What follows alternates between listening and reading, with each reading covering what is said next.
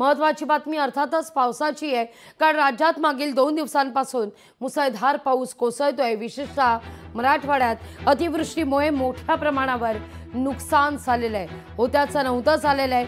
जमीन अक्षरशः खरडून निघालेली आहे, घराघरात पाणी आहे, दुकानांमध्ये पाणी आहे। आता पावसाचा जोर जरी ओसरला असला तरी मात्र पाणी ओसरण्यास अद्यापही म्हणावी तशी सुरुवात झालेली नाहीये। त्या दृष्टिकोनातून देखील एनडीआरएफ कडून मदत वेगात सुरू असल्याचं दिसतंय।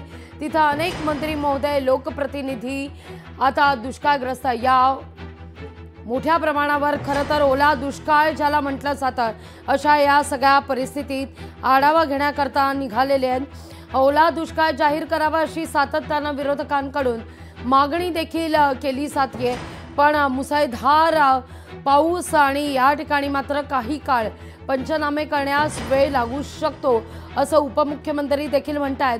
कारण गाळ या ठिकाणी उपसण्याचं काम किंवा चिखल कमी झाला तरच नुकसान किती झालंय याचा अंदाज लागू शकतो। त्यामुळे काही काळ वेळ लागेल, पण कोणाचंही नुकसान होणार नाही, निधीत कुठेही कमतरता भासू देणार नाही याची ग्वाही राज्य सरकारच्या वतीनं देण्यात आलेली आहे। राज्याचे मुख्यमंत्री देवेंद्र फडणवीस, दोनही उपमुख्यमंत्री अर्थात अजित पवार आणि एकनाथ शिंदे मराठवाडा दौऱ्यात दाखल झाले।